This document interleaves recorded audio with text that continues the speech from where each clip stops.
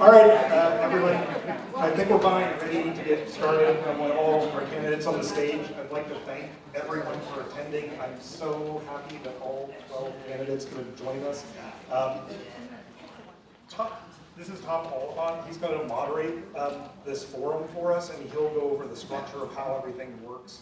Hopefully everybody got a chance to submit a question if they like. We'll select some of those at random for the second part. So I'm going to hand it over to Tom. You know, Sean, I figured out this morning why you asked me to do this. Our scheming party bosses here in Rappahannock decided that they needed some poor slob to take all the heat for enforcing the 3-minute rule. So they chose me. Welcome to the Rappahannock County Democrats Candidate Forum. As most of you probably know, early voting has started. And if there's one message out of this show, please vote. Not, as they say in Chicago, early and often, but please vote.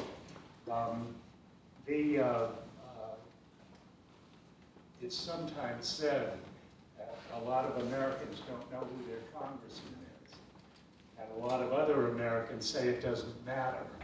But you can't say that here in Rappahannock County. In very, very short order, we have gone from Bob Good to Jennifer Wexton. So don't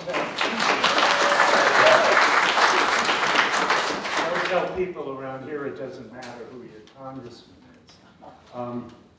As we say in politics, the 10th District race is an open seat. Sadly, because Jennifer Wexton has a lot of fans around here. But it is open. And if you want to know what that has resulted in, just look at this stage. They're all here. Not only that, but there are other detectable barometers of interest all over the state and all over the country. This seat is worth winning. So far, what you see here is an embarrassment of riches. I noticed it in the period before the event started. This is less a bunch of competitors than an affinity group. They obviously get along. There has been some serious money raised in this race, but money doesn't seem a huge factor. And neither do endorsements or interest group activity. At its best, this is democracy working to select a nominee for this district. And the choices, the diversity is astonishing. Backgrounds, legislative leaders, people with national security backgrounds, people who've been involved in community activism, everything under the sun, and each of them will tell you why their particular background might be best suited for this job they're running for. As I said, early voting has begun, and after June, there'll be a general election campaign that'll probably be very different from this one, dominated perhaps by 3 huge questions. Who are you for and against for president? Do you think women should have the liberty to make their own health care decisions? And do you think our great democracy is worth defending and improving? But now, we get to be a little parochial. So we should take the moment while we can. Here in Rappahannock, we are acutely aware of the geography of the district and its population. 27 people per square mile, I believe. This is not Fairfax County or Loudoun or Prince William. And it is often a hope here that whoever the congressman is, we are not an afterthought out here. One reason Jennifer Wexton is so highly thought of around here is that we were never an afterthought to her. And with that in mind, we have tried to settle on not so much a question as a topic for each of you. And the way this works is each candidate will have 3 minutes to deal with this topic in the way they choose.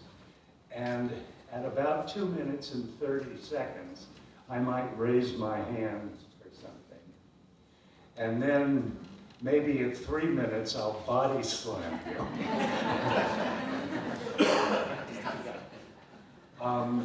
Thankless duty, but it's the thing that's most fair to each of you. And this is what we came up with as a topic we would appreciate some emphasis on. As I said, Jennifer Wexton has served this district diligently and admirably. And her commitment to outreach has never wavered in all her time in office. And we think of 3 concerns that are particularly important in Rappahannock County that I can cite to you and perhaps you'll address.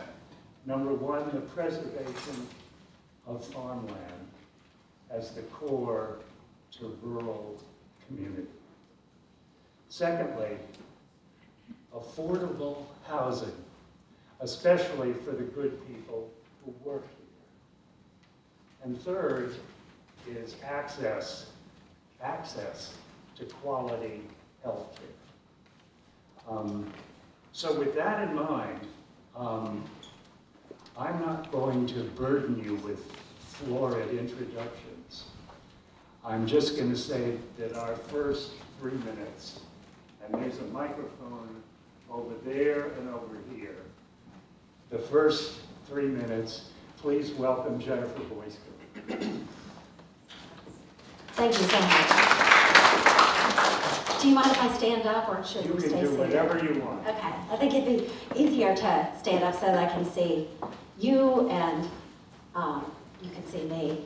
I'm State Senator Jennifer Boysko. I have served in the Virginia General Assembly. This is my 9th year. I served 3 years in the House of Delegates and six sessions in the Virginia Senate. When Jennifer Wexton moved on to Congress, I became her state senator and have worked in the community, about half of the population of Loudoun County specifically, over the past 5 years.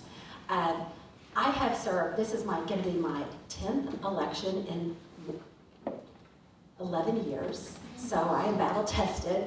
My first 2 races I was outspent 3-1. The very first race that I lost by 32 votes, and the next one I won, and I've won ever since. And I come from the Deep South. I'm from Alabama and Arkansas, and the first time that my husband came to visit as my boyfriend, he was met with my stepfather giving him a 50-pound bag of cattle feed and kicked out of the truck and said, go feed the cows, because he's a Yankee.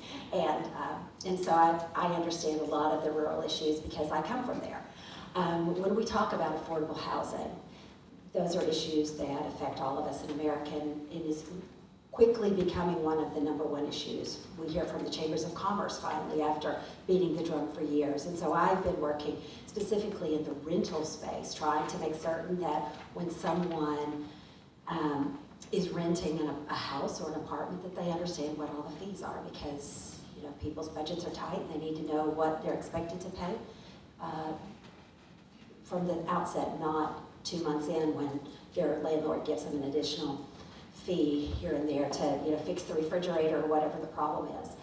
But we need to look at a holistic, overall, arching address for affordable housing. And that is not going to come from the local level necessarily. It's not going to come from the state level or individually from the federal level. It's going to be taking all of us cumulatively re-looking at the way we are addressing affordable housing. So one, working with builders who have the capacity to come in and make their own profit, building smaller sized houses. That's one issue. Secondly, making sure we have grants and working collaboratively with nonprofits and the building industry. I actually have been having some conversations with some of you all about that, trying to make connections. When we talk about healthcare, I'm the chair of the Broadband Advisory Council, and in 2016, when I joined the General Assembly and got on it, we had $1 million to spend. Now we are seen in Virginia as the point of success around access to getting the infrastructure in the ground, on affordability, as well as getting the infrastructure in the ground. We're going to have to make certain that we have telehealth. We need to really look at the way our Medicare, Medicaid, and Social Security are addressed. I thank you. I look forward to continuing to talk to you. 3 minutes doesn't give us enough time to have that conversation. Thank you. Please welcome Marion DeVoe. The floor is yours.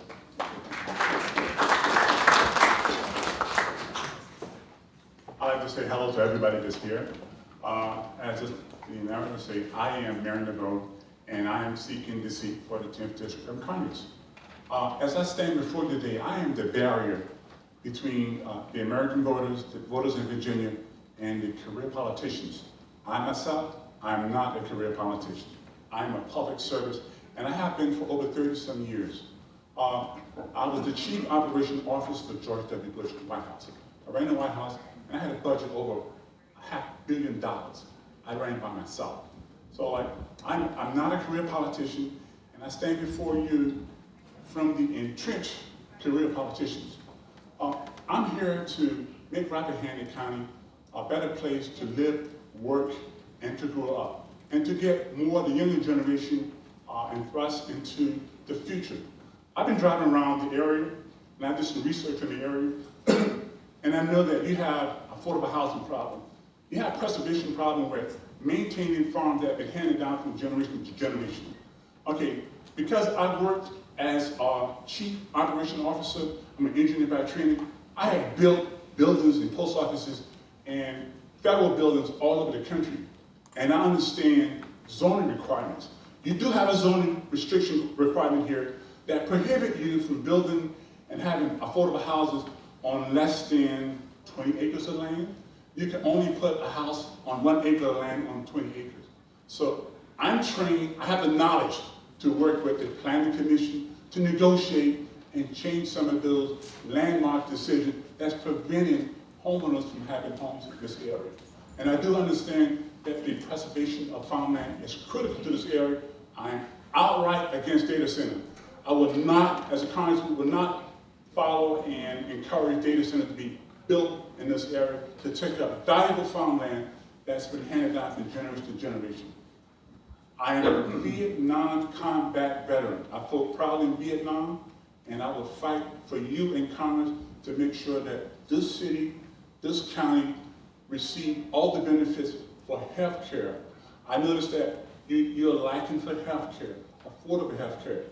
If you have buildings here that can be renovated, refurbished, I would take infrastructure money that's been designated by the president to bring to Rappahannock County for roads to help improve health care for affordable housing. I'm running the vote for Congress, and I'm looking forward to your vote and support on June 18th. Thank you.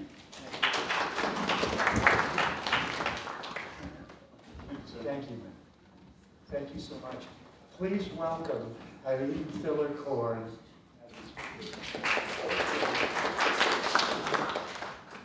Good morning, everybody. My name is Eileen Corm, the 56th Speaker of the Virginia House of Delegates. I'm thrilled to be here with all of you, and I appreciate the opportunity. And hopefully this shows all of you Rappahannock matters. You all do count. We are all here because you all matter. And I think about my experience, what I've been able to do serving the legislature for 14 years, then being the minority leader, bringing us to the Democratic majority, the first time in a generation by 10 seats, and then of course serving as Speaker of the House. Having the opportunity to work with all of you. I am no stranger to Rappahannock, and you all know that. I have been here countless times working with you on issues that matter. Education, many of you came to see me. We worked on your education with regard to the LCI and additional funding. We've worked on affordable housing together. We have worked on broadband. I think of my speakership, and one of the things I'm most incredibly proud of was the fact that there was only $4 million for rural broadband until my speakership. We had the opportunity to increase it to 22 and then 50. I've been working on these issues with you all. I understand the issues. You will have no bigger, stronger defender of what matters to you and supporter in Congress, and that mattered. We need somebody who's ready to hit the ground running. I have been out there doing the job, and you need not just listen to my words, look at what I've gotten done, look at how I've collaborated with all of you. With Congresswoman Wexton, as you heard, we all recognize she's leaving big shoes to fill. I am ready on day one to step in. I've got the support from former Governor Ralph Northam, former Attorney General Mark Herring, and also Congressman Jamie Raskin, amongst others. I'm proud of what I've been able to do working with you, and I look forward to doing the same, working in Congress when I get there. Thank you so much for the opportunity. Thank you, Madam Speaker. Please welcome Dan Helmer. Well, I am Delegate Dan Helmer. I've represented portions of the 10th Congressional District for the last half decade, and very excited that running for Congress is not the first time I'm running to represent a rural community, because I've represented the rural Crescent in Prince William County for most of the time that I've been in the House of Delegates. You know, I'm the son of an immigrant, I'm the grandson of Holocaust survivors, and so I've always stood up to defend a democracy that welcomed our family, that included service in Iraq and Afghanistan. And it also meant serving side by side with many people who had come from rural communities. Today, I believe that the greatest threat to our democracy is Donald Trump and MAGA Republicans. But it's not the only threat to our democracy. And when I hear from those I served with in rural communities who've lost faith and trust in government, I know that we need to restore that trust by making sure we have a federal government that fights for our rural communities. As you've heard from other speakers, we have big shoes to fill with Congresswoman Wexton. But having represented a rural community for most of the past 5 years, I know what it's like when you get the call when the schools shut down and 1,000 households in your community don't have access to broadband and you have to go and fight for them. Over the last year, as I led the campaign effort to flip the House of Delegates and protect abortion rights in Virginia, I spoke to rural Virginians all over. And I heard time and again about the challenges around affordable housing. I heard time and again the challenges of having a doctor that's just too far away. It's why I fought to increase access to healthcare and lower the cost of healthcare, to increase access to telehealth.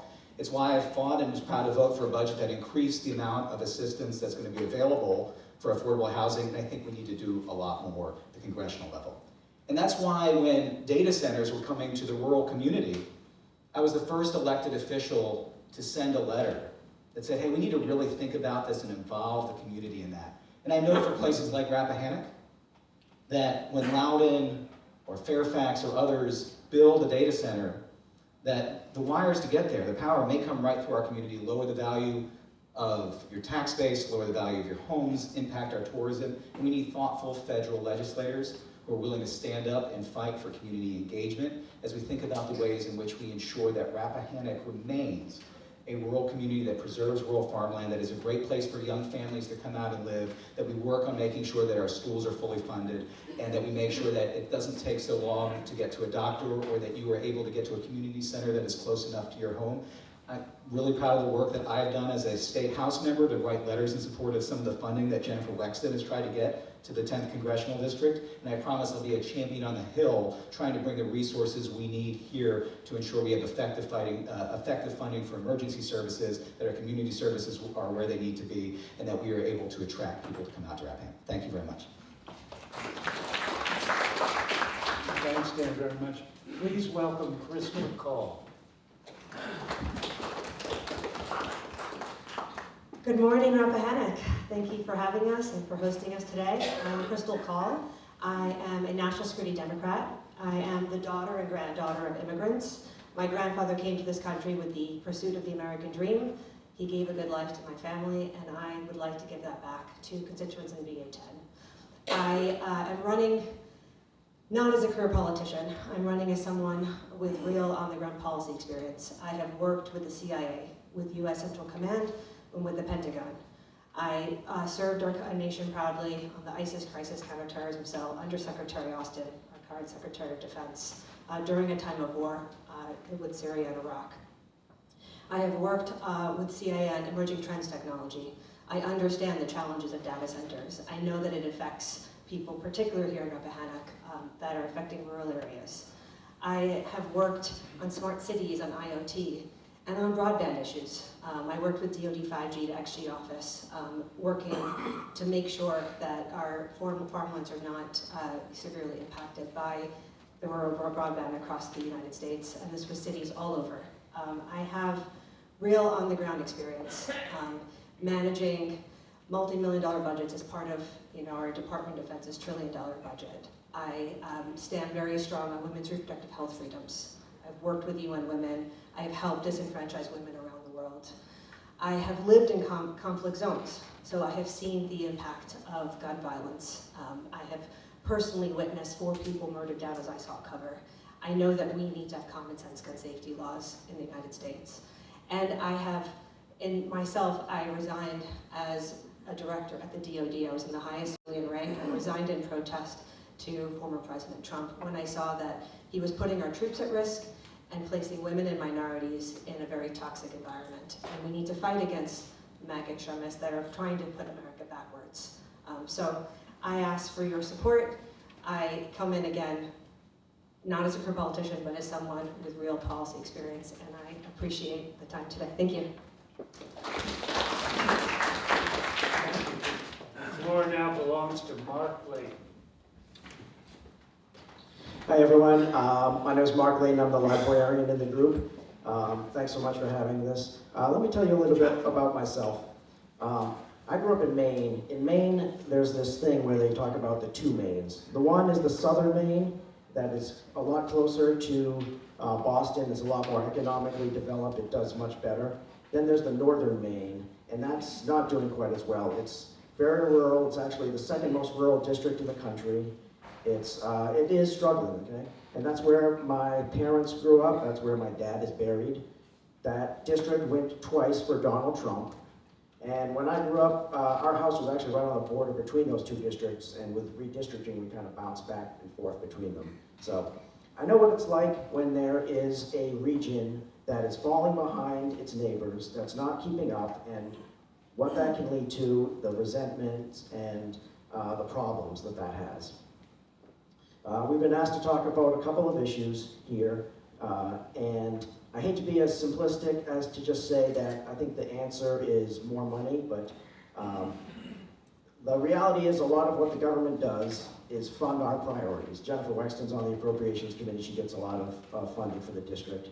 And so a lot of these things, it kind of boils down to getting the appropriate funding levels. The problem is things like rural health care, food stamps, affordable housing, it's always the first to go on the chopping block. Every time there's a budget crisis or we need to start tightening our belt, this discretionary spending is the first thing on the chopping block, okay? When the walls are closing in on you, you need to move to a different room. What we need to do is find a way to grow the pie and grow the available pot of money that we have. I've got a plan that I'm calling consumer-based healthcare, where you let people shop around for your own healthcare. When people can make their own decisions, that's going to drive the cost of healthcare down. It's going to lower the amount of money we're spending on healthcare, and it's going to free up a lot of money. And remember, a lot of our entitlements are healthcare based. So when we start saving a lot of money on these things, we're going to have enough money for the priorities that we're talking about here today. And that's going to lead to a lot of economic growth. I think it's a very workable idea. It's kind of like R2-D2 turning off those walls, closing in on us and moving them back out. So anyway, I've got a note on it on my platform. Looks like someone's standing up, so I better get going. All right, thanks. Thank you, Mark. Please welcome Michelle Maldonado. Good afternoon, everybody. It's good to see many of you again and to meet you many for the first time. I'm Delegate Michelle Maldonado, and I've had the pleasure of serving in the House of Delegates, first in our former District 50, now our current redistricted in the District 20, and it encompasses parts of the western end of Prince William County, the cities of Manassas and Manassas Park. But I will tell you that I come from a family of educators and veterans. I come from a family of service. My grandfather was an instructor for the Tuskegee Airmen, and my grandmother was the first Black principal and teacher in Cape Cod, Massachusetts. I lived in Manassas area in the 70s with our first trip down here, and it was amazing. It was all farmland. There was no 66, and my mother was one of the nurses at the single building hospital in Manassas, a rural hospital. When I look at how we are moving forward and what is happening to our rural communities, as somebody who lived in rural communities where farmers were my babysitters, and I grew up in farm space, in rural communities, figuring out how do we make this economy, this neighborhood, this community be a place of thriving for everybody. So I'm going to tell you a couple of things, and I'm going to touch upon 3 issues of housing, healthcare, and education. First, I want to say that that we are represented by amazing folks at the federal level. Jerry Connolly, Don Byard, and our beloved Jennifer Wexton. If you look at that, you can see that Jennifer Wexton and her predecessor, Barbara Comstock, before her broke the glass ceiling, allowing for the first time in our state's history, our Commonwealth's history, for a qualified woman, her experience, her power, her worldview, her expertise to come to the table at the federal level. So I think it's critically important that a qualified woman fill this seat. I think it's even more important that you have a qualified woman who lives in the district and has experience representing the district. And humbly I say, I do. Now, there are 3 things that set me apart. My ability to bring a really robust international relations and foreign policy perspective to this space and these conversations, what the places in the world that are on fire, that's informed by my last several years of work with the UN Foundation, humanitarian aid workers, and peacekeepers. The second is my ability to navigate very difficult terrain, polarized places, and bring people together. That's informed by my work at the southern border in the last presidential administration and Arizona, helping to keep the humanity in a crisis, trauma-ridden situation. The second was working with community leaders in Minneapolis after the murder of George Floyd, and the third was helping our congressional staffers recover after the attack on the Capitol. The third thing that sets me apart is my deep ability and expertise around technology, AI. I was a tech lawyer working in the back-end platform, AI, programming, coding, algorithms, and then moved to the front end to be a business leader in tech. Fast forward to present, working around legislation, policy, and regulation, standing up our Technology Innovation Caucus and our work around AI. Those things set me apart. Currently, when I look at affordable housing, it's something that's critically important to me. I chair the Democratic Caucus's Affordable Housing Policy Committee. As someone who experienced housing insecurity, I know what it's like. We have some big information and big shoes to fill there. Healthcare, and I'll wait because I think the other 2 are going to get to our questions. But healthcare, certainly, and I know that we just lost Dr. McHugh and have some work to do here in the community. Thank you very much for the few seconds.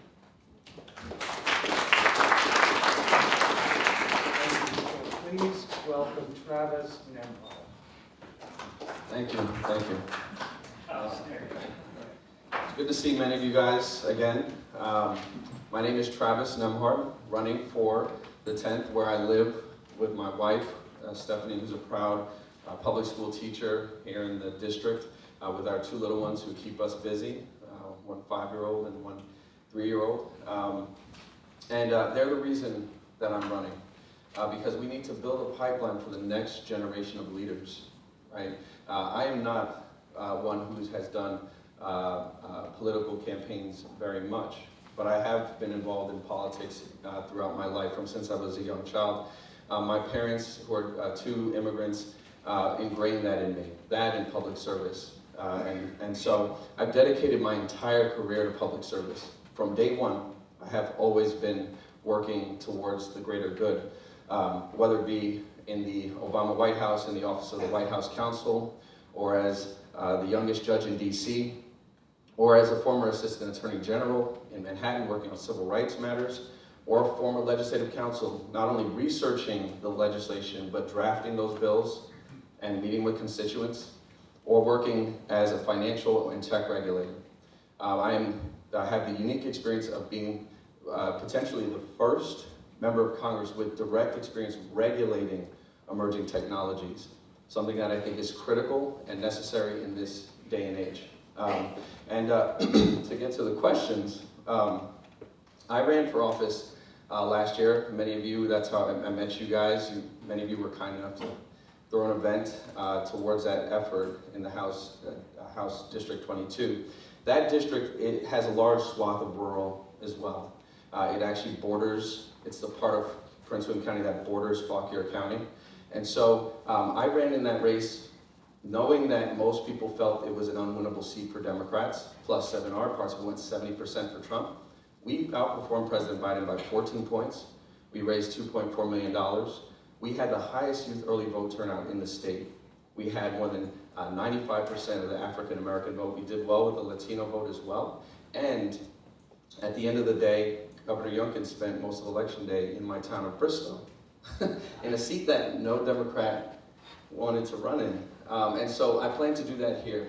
And so regarding the rural part, I wanted to keep it as a focus, strengthening the agricultural industry, providing grants towards smaller farmers and family farms, and research to help with technological advancements to lower the cost and burden on families.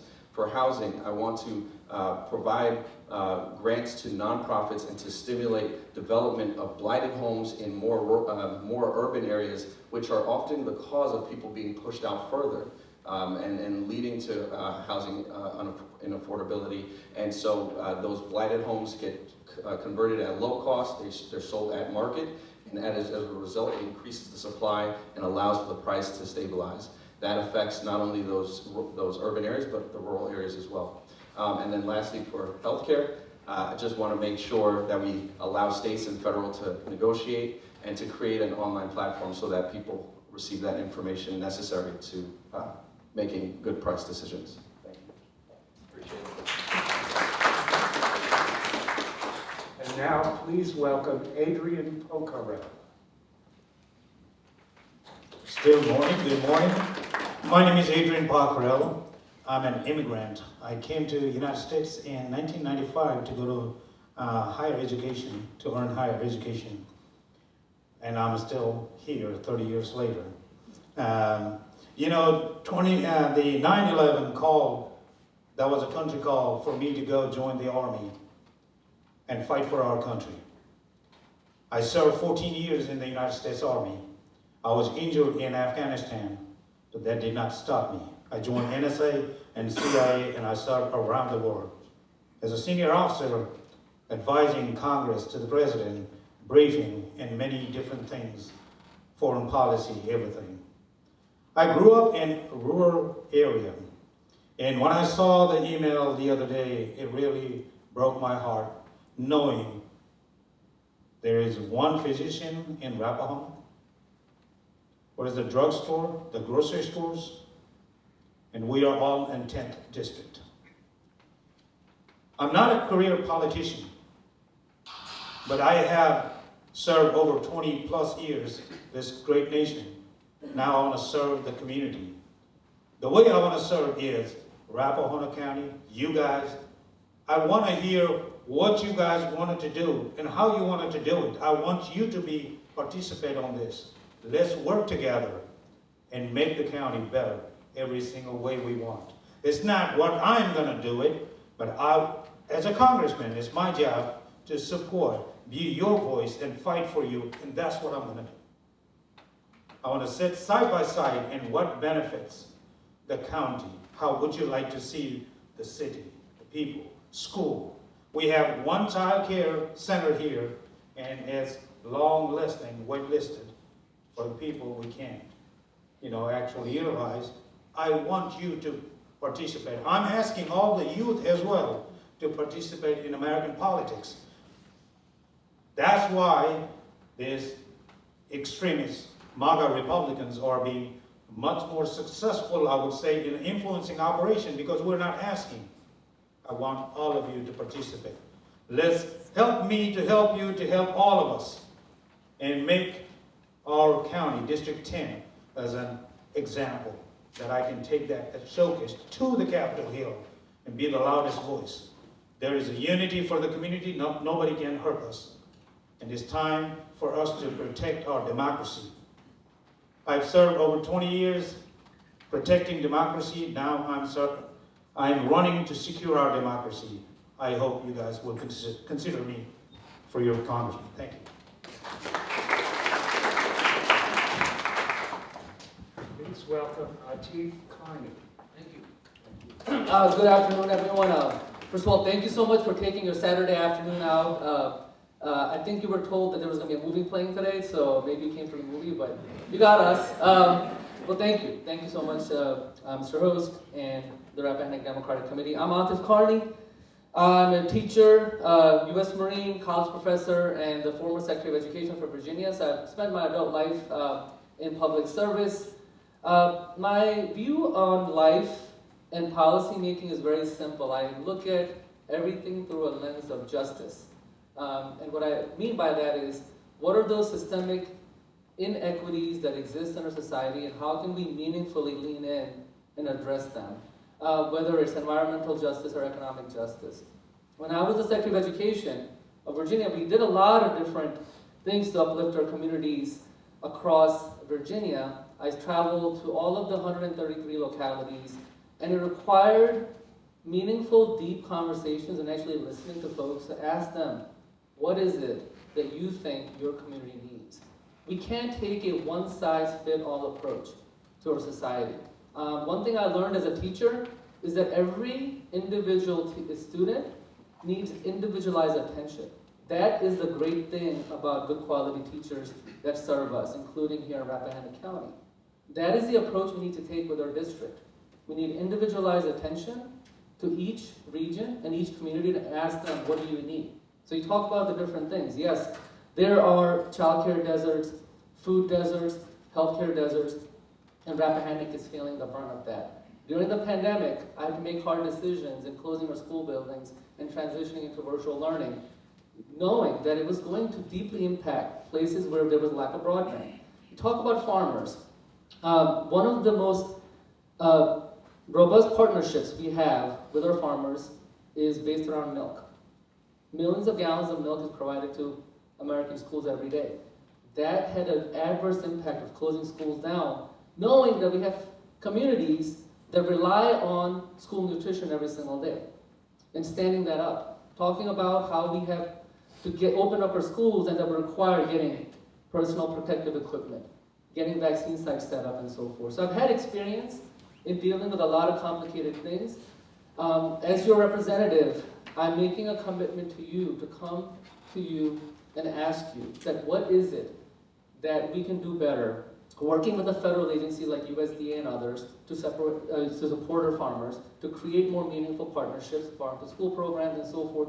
What can we do to incentivize practitioners that are in healthcare to come and open up shop here? Because you're right, there's only one primary physician here in Rappahannock. And what can we do with affordable housing? Please look at my affordable housing plan because right now, the 744 students that are in Rappahannock, right now, they don't have access to the quality of education like people do in Fairfax and Loudoun because we can't recruit teachers. The teachers and nurses, they can't afford to live in Rappahannock because of the cost of housing and so forth.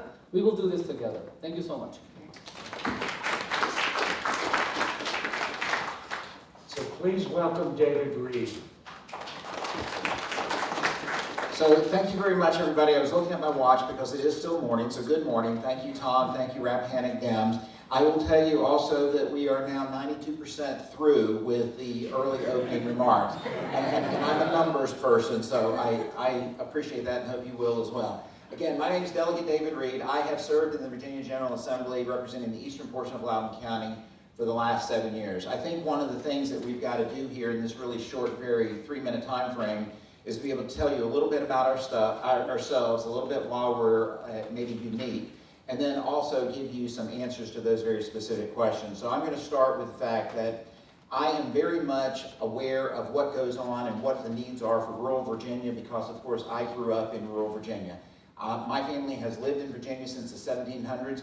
Rappahannock County has about the same population of the town of Buena Vista where I lived in growing up, and I lived for the first 10 years of my life without having access to health care.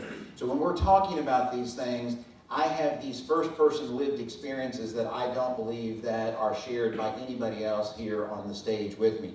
Those things inform how we go about making policy decisions and how we have a degree of empathy for the areas that we are asking for your vote and to be able to represent.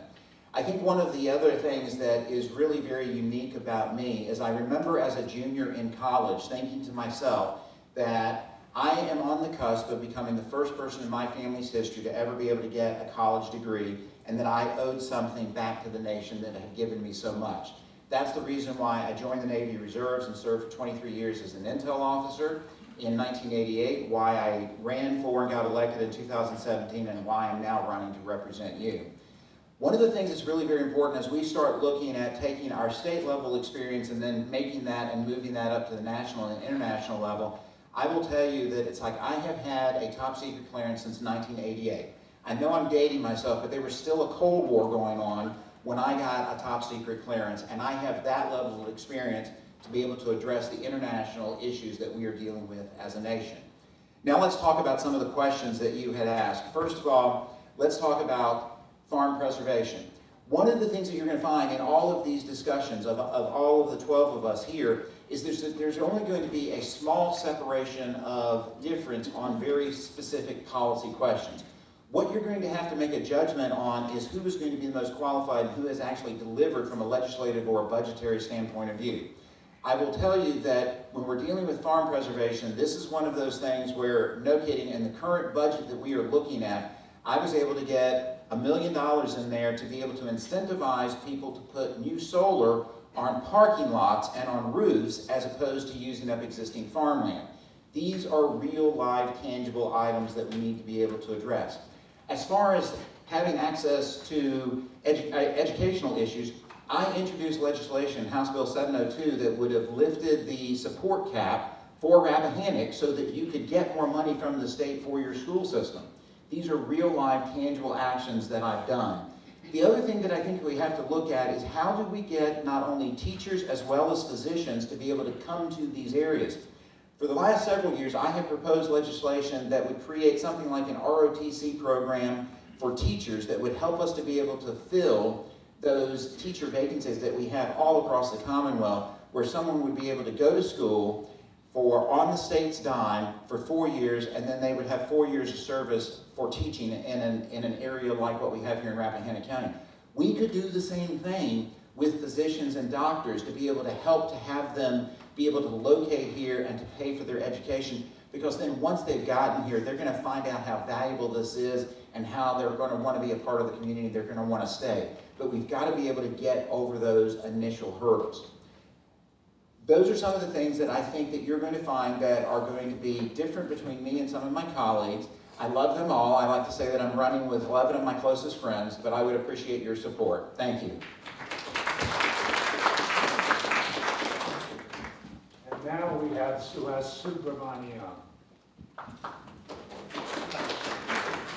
Hi everyone, nice to be here. I'm State Senator Suhas Subramanian. I had a lot of time to think about what I wanted to say, so 30 minutes or so. But I represent Loudoun County in the state Senate. I look young, but I have a lot of experience. I worked in the Obama White House as a tech advisor. I worked on Capitol Hill on a bill you might have heard called the Affordable Care Act. I worked in the states, in the U.S. Senate as well, and I've been serving the General Assembly the last about 4.5 years. And I figured since everyone else made a lot of good points, I'd just tell a couple of stories that might be relevant to the questions that were asked.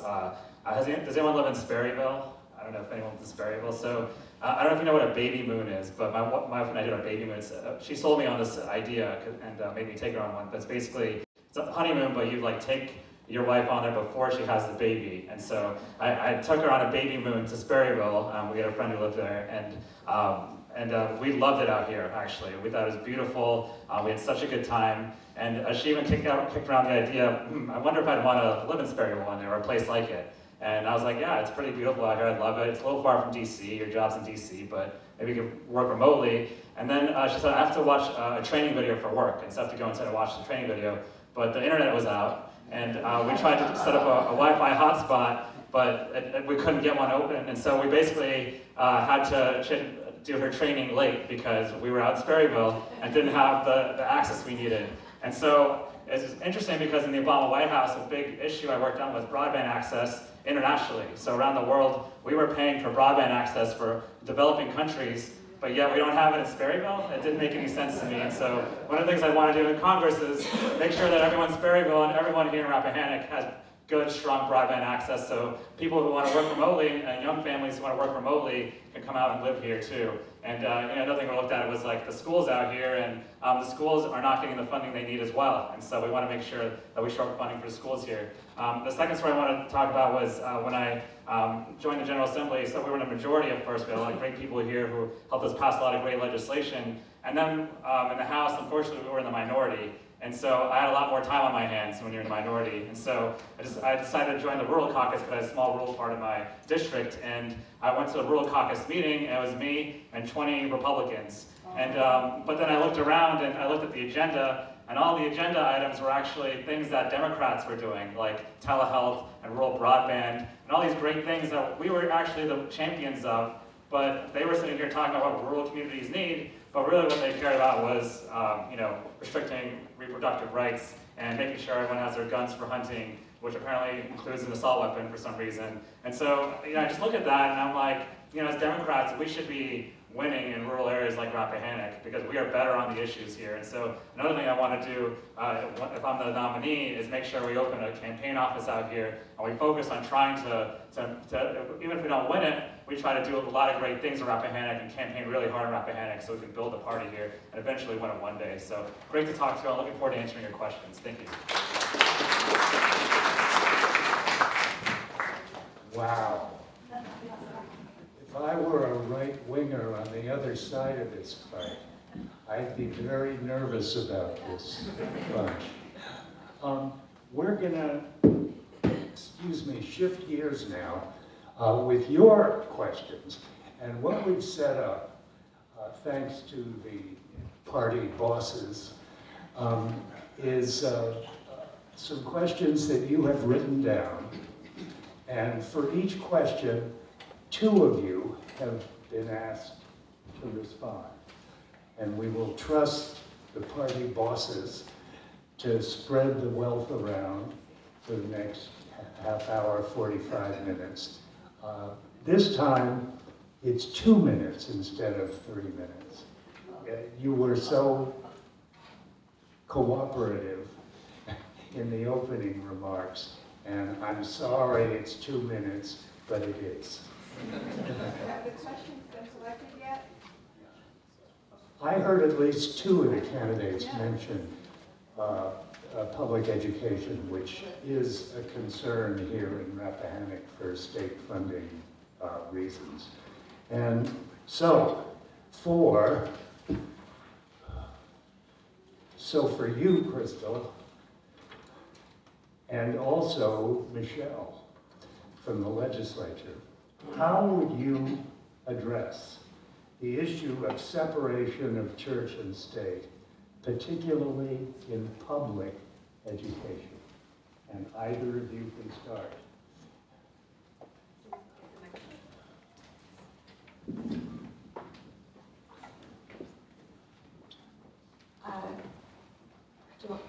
Okay, I'll go. So I've been an educator for much of my career as well, alongside my national security career. I teach at MIT remotely, and I've taught at smaller institutes, many across Virginia and DC. So I think that you absolutely need to separate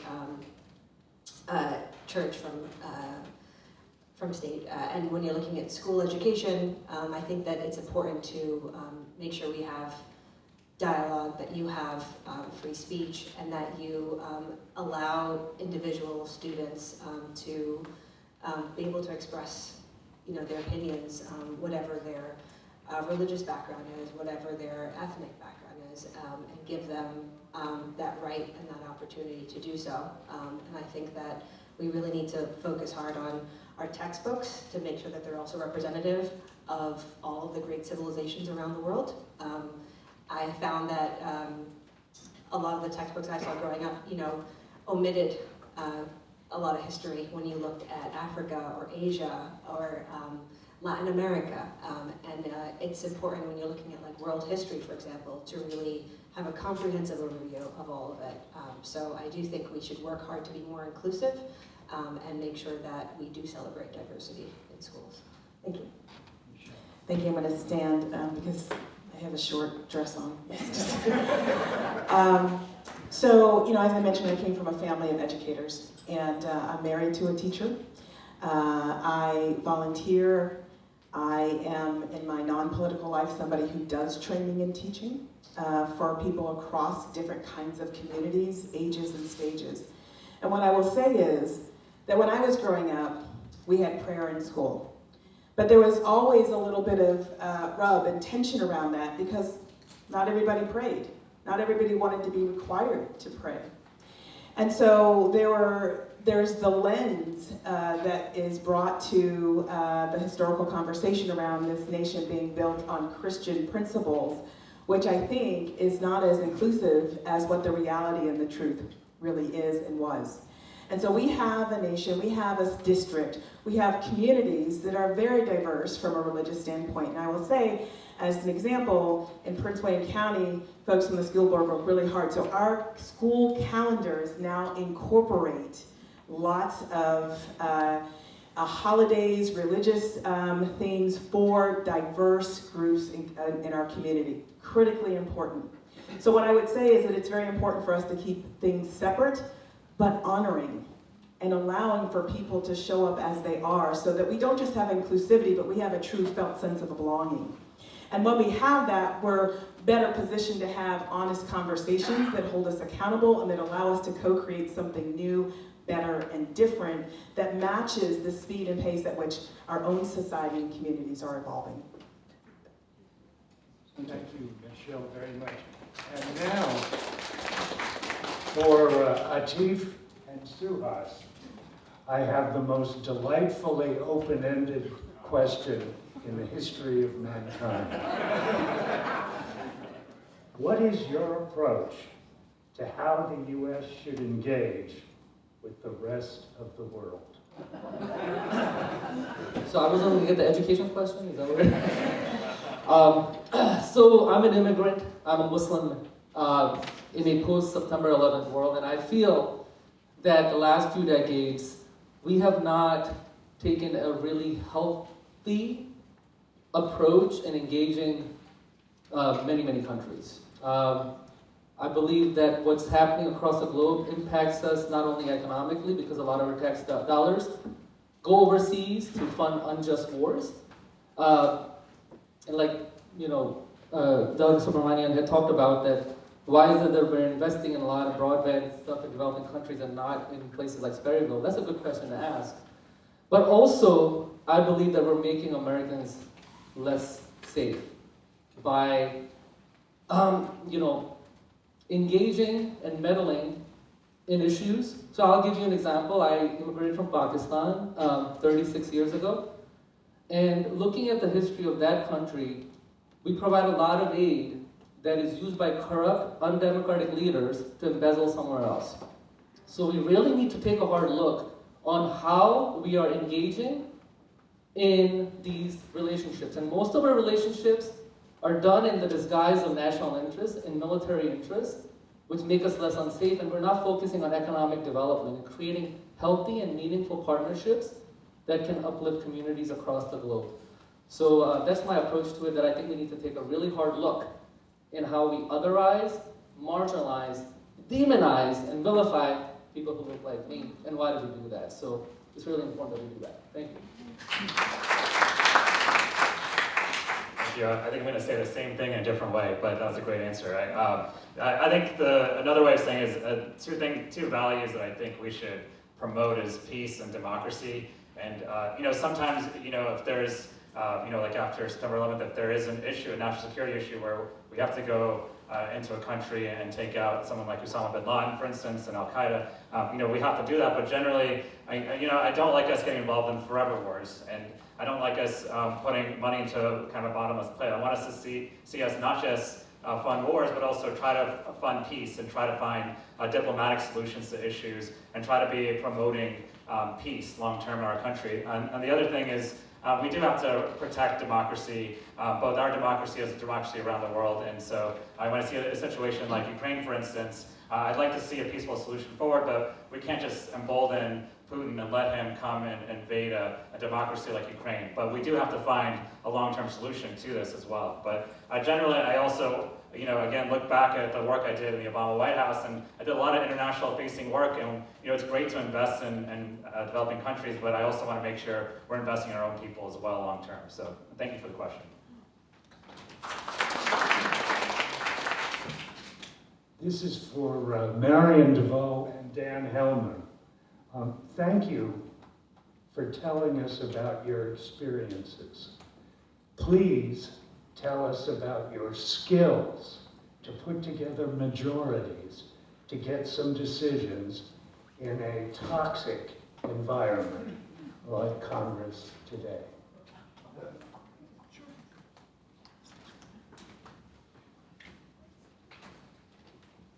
It is toxic, right?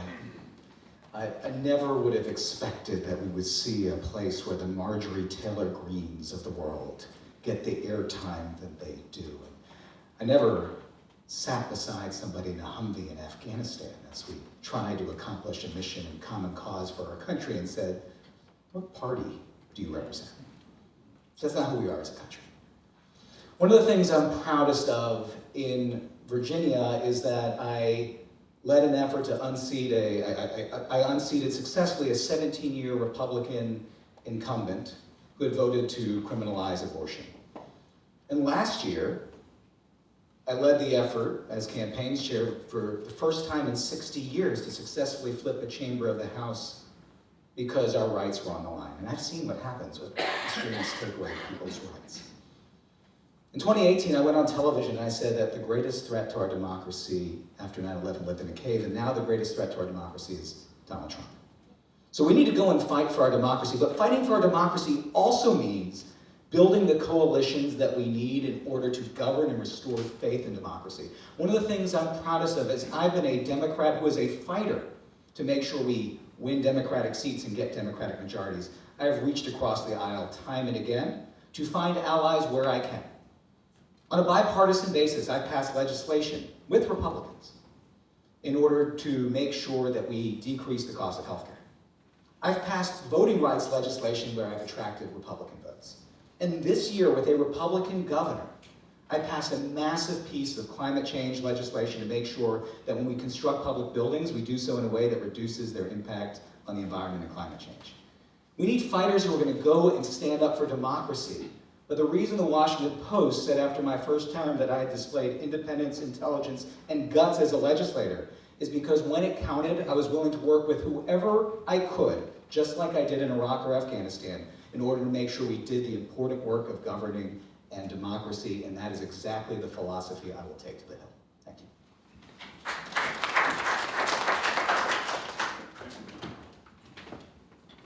Thanks again. How would I deal with the toxic environment? Well, to give you a little quick story, most of you probably realize that I'm a former basketball player. I grew up in Savannah, Georgia, during an area where segregation and Jim-Crowism was dominant. So my school was the first school to play in an integrated basketball game. And while we were playing, we were like 30 points ahead of the other school. And then the referee, the sixth player, took over and slowed the game down and put us behind. Fans were throwing ice cups, bricks on the basketball court. That was a toxic environment. Fast forward, I got to the White House. The White House, by far, it's a great place to work. Here I was the chief operation officer, given the authority over people who had been there for years. And when I walked in as a young guy from Savannah, Georgia, they looked at me and said, "Who are you?" And I said, "I'm the person that's been assigned by the chief operation, by the chief of staff and the president to whip you guys in shape." Talking about toxicity. I was forced with dealing with people that said, "I'm not going to do this," and I said, "You will do it. Otherwise, I will make sure that you'll be standing in the unemployment line tomorrow. And so like when I got there, they hated me. Within 1 year, they all loved me because I was whipping things in shape. I know how to deal with adversity. I stand up and I would not give up. When I was in Vietnam, I was fighting against some really dangerous people. I even got involved in hand-to-hand combat. I have learned to be patient, and I've learned to take adversity and toxicity face on. So as a member in Congress, I will walk across the aisle and steadfast and will not give up. I have a book on Amazon called Never Give Up. And that book itself is my life story, how strong and fierce I am on dealing with adversity and toxicity. I deal with it head on. Thank you. Speaking of toxic, Adrian and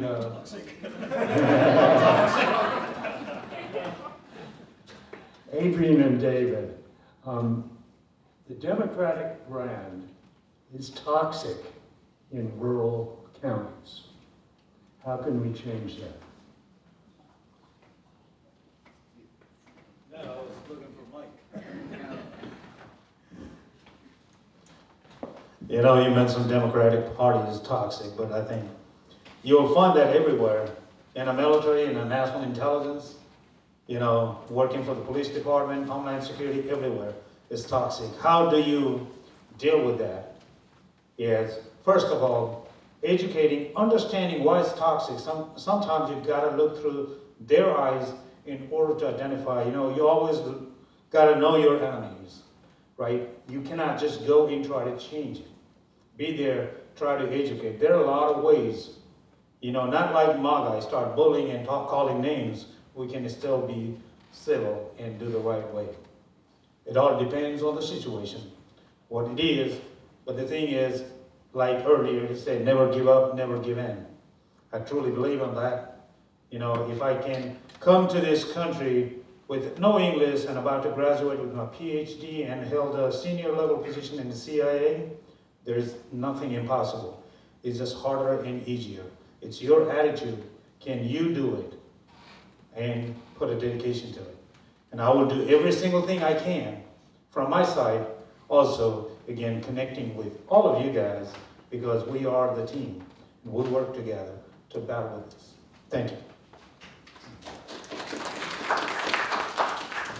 So thanks, Tom, for the question. So one of the things that I've talked about as I've campaigned is the fact that we as Democrats, we ignore rural Virginia at our own peril. And the thing that we need to think about is there was a time when we actively campaigned in areas like this, and this is part of the reason why this is now the third or fourth trip that I've been here, is that we've actively campaigned in these areas, and maybe in some instances we're not going to win, but we cannot lose as bad. And I'll give you an example. In the 2021 election, which saw Governor Youngkin get elected, there was a decision to not campaign mostly in rural areas around Virginia. So instead of getting a traditional 30 or 35%, we ended up getting in the mid-teens. And remember, he only won by less than 2%. So we ignore this area at our own peril. The other thing that I will tell you, and other folks have alluded to this, but we as Democrats are doing a lot of really good things for policy-related items here in rural areas. I will talk to you about the fact that it's like, again, the Republicans, I love to sit in like these farm groups and talk about rural broadband and watch them squirm, because I will say, look, I don't want to make this political, but you realize that it's like before the Democrats took over, there was about $2 million a year being invested in rural broadband, and then it went to 20 and 50 and then 750 million. So there's $1 billion being invested in rural broadband right now that was not done because of the Republicans. Medicaid expansion gave health care options to 500,000 people across Virginia that was mostly people that were in urban areas and in rural areas. And then, of course, the improvements up and down Interstate 81 are things that were done because of Democrats. Where we've got to do a much better job is we've got to do a much better job after we've done these things of coming back and advocating and telling people about what it is that we've done. And we've got, because we have this tendency to, it's like the cardinal sin of selling. You don't sell the features, you sell the benefits. We've got to come back into these communities and we've got to sell the benefits of how we've done these things to be able to make people's lives better. And that's how we'll be able to change the toxic belief about Democrats and be able to actually win over the hearts and souls of people here in these communities. So thank you. And now, Mark and Travis, Rappahannock is becoming a place where you either have 2 houses or 2 jobs. What can Congress do to help sustain a strong and prosperous middle class?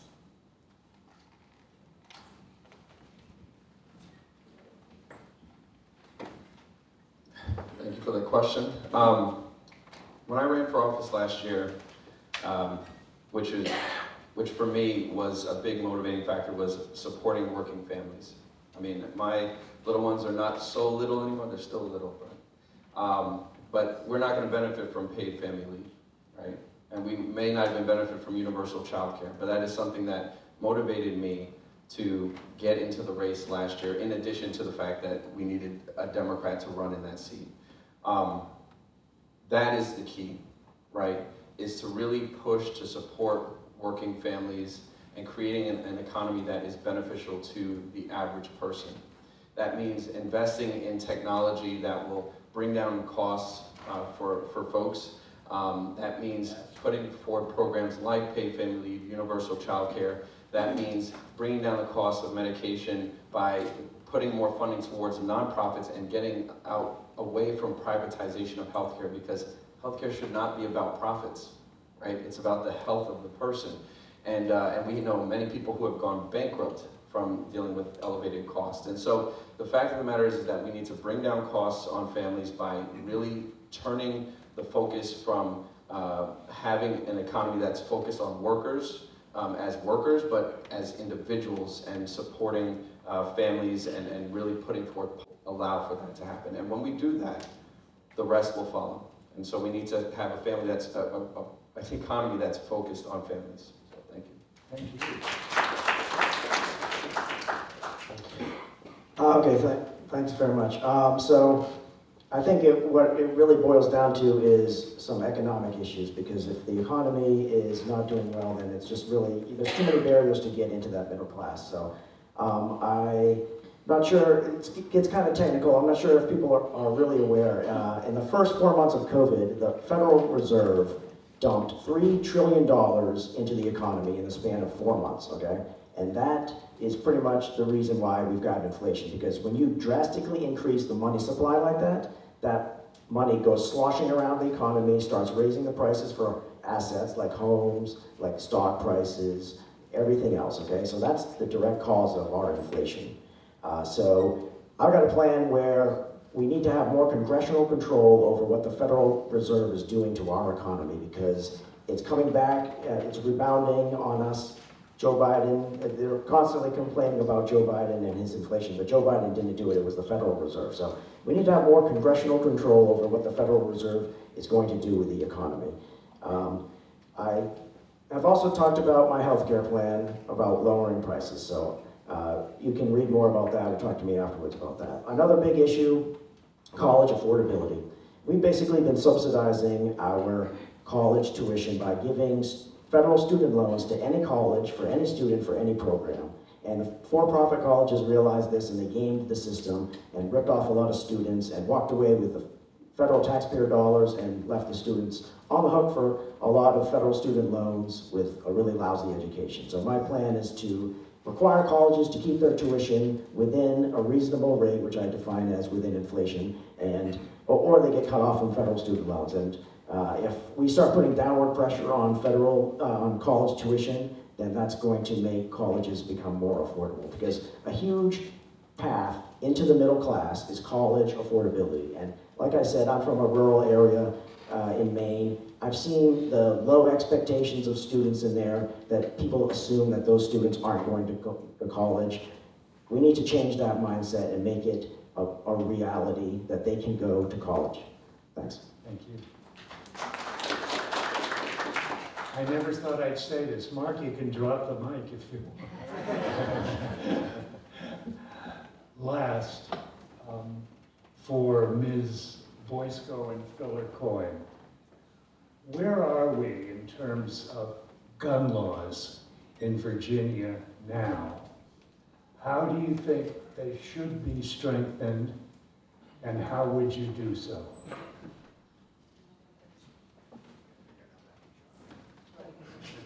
You drop the mic, I'll pick it up. Thank you very much. And thank you all for staying and listening. This is an issue that's near and dear to my heart. Certainly, as many of you know, I actually was carjacked with my babies in the car. That actually got me involved in advocacy and realized we needed to do more. I organized the Million Mom March, actually back in the day, to focus on and get awareness on this epidemic. Had an opportunity then, obviously, in the minority, prior to becoming speaker, to actually focus on these issues and move things forward, bringing people together across party lines and trying to find where is their agreement, how can we save lives. As Speaker of the House, I had the opportunity to pass amazing, incredible, life-saving bills. Each and every one of the bills that we were successful getting through during my speakership saved lives immediately. Universal background checks, one handgun a month, lost and stolen firearms, red flag laws.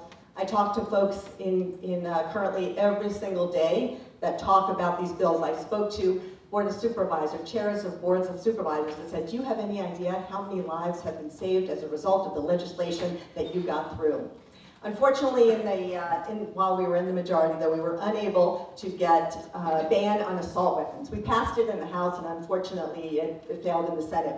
That is definitely a bill, top priority, something that I will work on immediately as soon as getting to Congress. As I mentioned, we can protect the opportunity for people to hunt. We are not talking about taking guns away. We are talking about life-saving, common-sense measures. And we've done it successfully in the legislature. So much so that during my speakership, when we passed those bills, we were then able, those bills, the package of bills that we passed, served as the model for our senators, United States Senators Mark Warner and Tim Kaine, when they passed the Bipartisan Gun Safety Act. So there's a lot we have done and a lot more we can do, and banning assault weapons will be #1 on my agenda.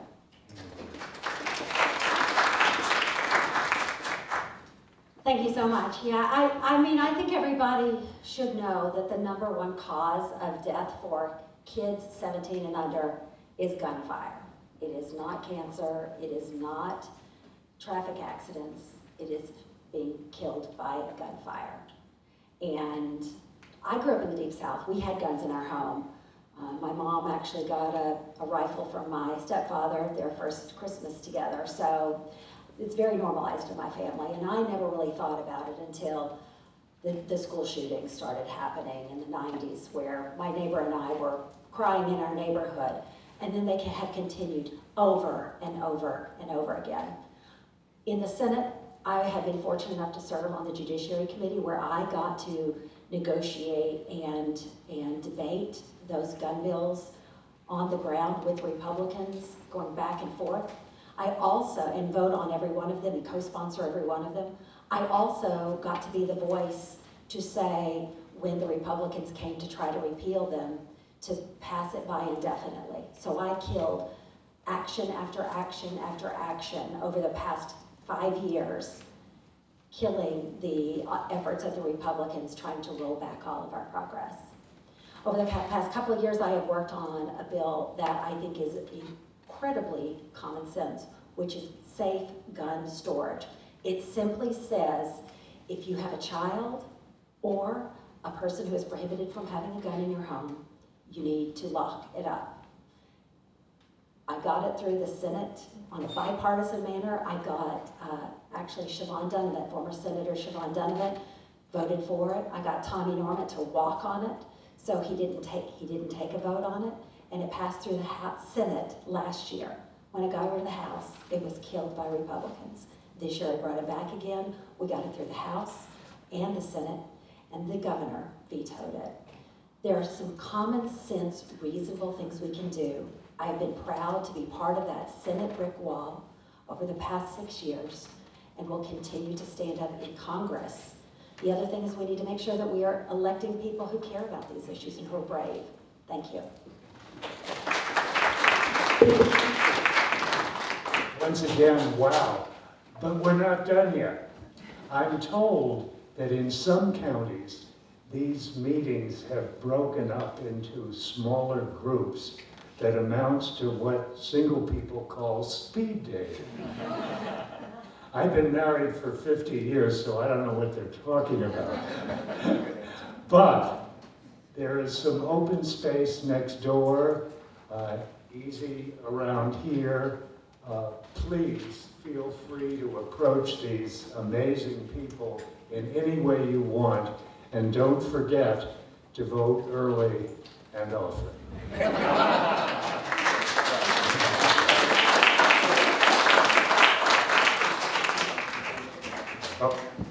So, as Tom said, the candidates are going to go outside. We have some drink sandwiches for people to grab.